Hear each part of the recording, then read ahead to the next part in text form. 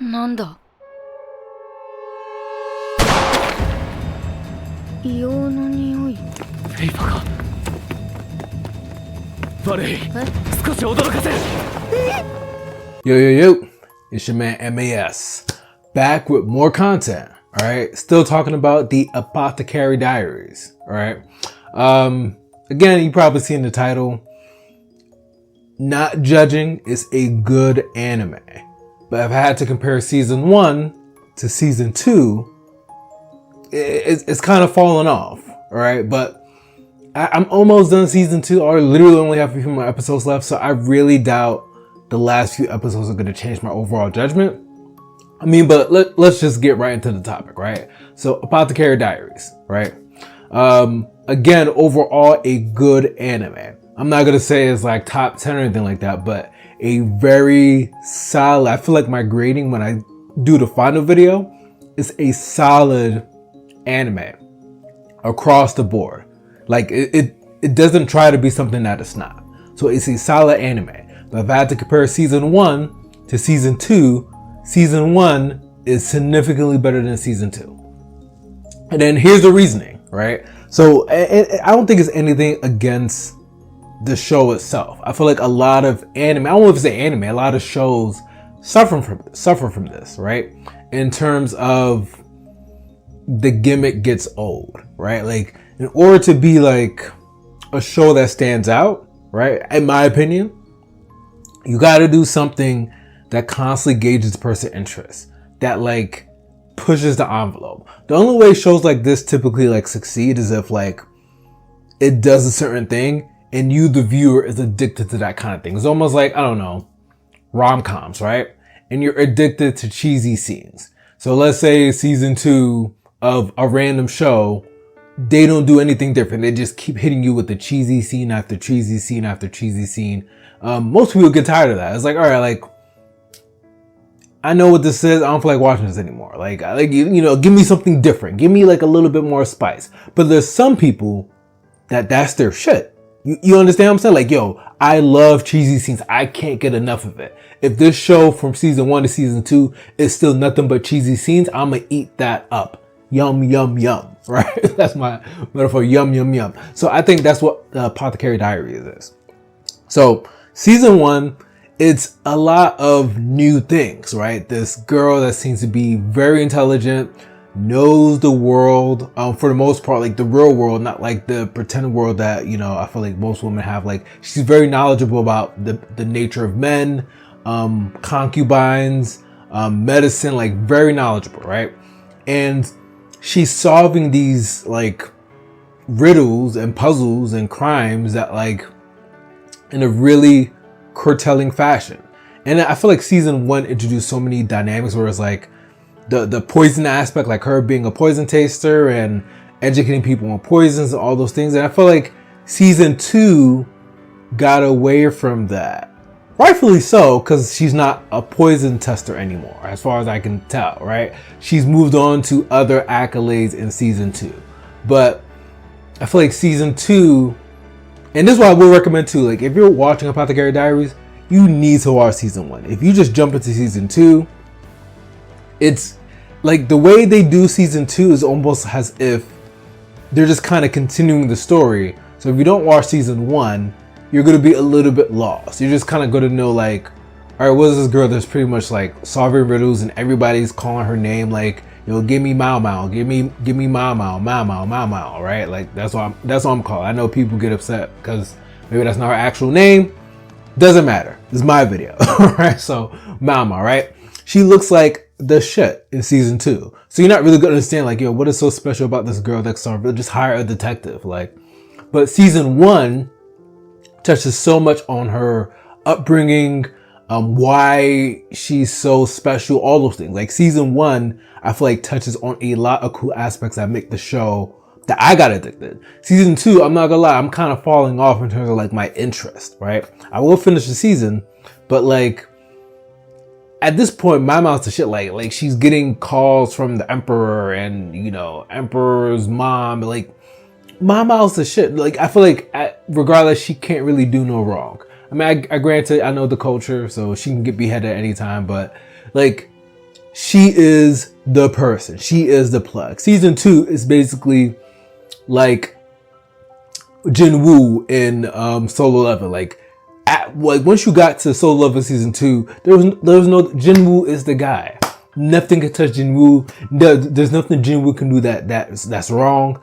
That's what it feels like with Mao Mao. It's not quite like that, but it feels like it's getting to the point where like everybody knows her name. Everybody kind of knows what she does. Like everybody's kind of calling her number. I feel like she can't really do any. I feel like even if she made a mistake, because of how much she's done good in the area, they probably just let it go. Cause like everybody loves Mao Mao at this point. That's what I'm saying. Like I don't feel like the way the season's going, I don't feel like she could do any wrong. Which there's nothing wrong with that kind of storytelling. The reason why it's getting kind of dull is because like, in my opinion, and again I could be wrong. Maybe the last few episodes turns my head. Like it's really nothing new. It's still the same thing of Mao Mao just solving riddles. The only difference between season 1 and season 2 is that she has a lot more notoriety, right? So a lot of high-ranking people are kind of pulling her like, yo, who's this random girl that solves puzzles? Like, let me holla at her for me. Like that's the only real difference. But the puzzles aren't as complex. The puzzles aren't as engaging. And if it's going the direction that I know it's going, like if I don't want to sound like a dick, but like if you use any kind of critical thinking skills, right? Like if you watch enough shows, you kind of have an idea of like the riddle that's going towards the end of the season. Like you have an idea. Like Jin Shin, I'm probably pronouncing his name wrong. You have an idea. I don't think you need to be like, if you have no critical thinking skills, then yeah, by the time you finish season 2, it's probably going to be a massive surprise. But the relationship between Jin Shin and Mao Mao and his status, which is always kind of weird, right? Like you can kind of tell the direction it's going. I'm not going to spoil that for you. My videos are very spoiler filled, so I don't know why you're watching if you don't want to get spoiled, but I won't spoil that for you because I'm not going to spoil that for myself. I haven't finished, so if it's going the direction I think it's going, I don't really think it's that much of a surprise. I'll be more surprised if it wasn't the case. If what I'm thinking isn't true, then I'll be more surprised by that. But the way they've been kind of telling the story, it seems kind of evident that Jinshin is more important than he leads on. But I feel like anybody, again, with critical thinking skills, deductive reasoning skills can kind of, yeah, I can see the direction, like, and Mao Mao's kind of asking questions or she's learning more and more. Like, you can kind of tell where that's going. But that's what I'm saying. Like, I don't think season 2 is as engaging. It's like, maybe they need to dive into that a bit more faster because the way the season starts, it's still riddles to kind of introduce like the other characters. Like I will give it that, right? Apothecary Diaries character development, like the characters from season 1 and season 2, like they still feel just as important, right? They're still just as significant, and their stories get expanded upon more in season 2. So that I will give it credit for. Like the characters development does grow significantly in season 2. But in terms of like interesting dynamics for season 2, like hey, like what's something interesting, like oh wow, like I never knew this about the world, I never knew that, or what, like that's happening, like it's not, it's more of the same thing in season 1 of riddle solving. That's what I'm saying. It's really not bad, it's just not, the gimmick is wearing old. But again, there are people who eat that kind of stuff up. So if you love Carmen Sandiego is type stuff, like you love people who solve riddles, season 2 is just a continuation of that, so you will love it. But if you're somebody like me that needs, maybe that's the best way I can say, like you need the stakes to be higher, right? And I don't care what anybody says, human beings love drama. We love drama. So if the stakes are always the same, right, baseline, it gets kind of mundane, it gets kind of boring. Like, you know, what do women say? Like, I need a little bit of excitement, right? So like, most times with like storytelling and seasons, like the better ones in my opinion, the stakes get higher and higher and higher, right? That drama increases. It needs to increase. And it doesn't matter whether it's like a slice of life or a shonen, right? It's like the romance between the characters need to increase, or there needs to be more drama, or it's like there's a third word, there's a triangle, this person's ex is coming to the picture. The drama needs to increase. It can't stay the same. The stakes need to increase. It's the same thing with a shonen. Like, oh well, and Dragon Ball Z, as much as I feel about Dragon Ball Z, it went from, you know, the fate of the planet to the fate of the universe. That's a clear example of the stakes being risen. It's like, oh, we can't just keep putting betting Earth on the line. Like, now we gotta bet the universe. So Apothecary Diaries doesn't need to go the Dragon Ball Z route. Like, you don't have to put the stake of the universe in Mao Mao's hands, but the stakes need to be like a little bit higher in order to keep, I feel like, the general viewer's interest. If I have to be honest, again, my opinion, that's probably what's stopping the show from being as big as it needs to be.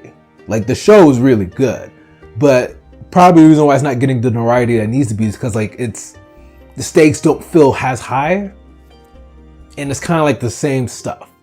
And I feel like this show, it has all the tools to be, and the funny thing, it's not an action anime, and I still feel like it has all the tools to be top tier. Just like, you got to raise the stakes a little bit more. But season 1 was so refreshing because it hit you with so many elements. In season 2, it's the same stuff. But I mean, that's my 2 cents. Next video, it'll be like my final overall grade of Apothecary Diaries season 1, season 2. So I mean, be on the lookout for that. But it's your man MAS, my annoying senpai. Please like, comment, subscribe. I'm out.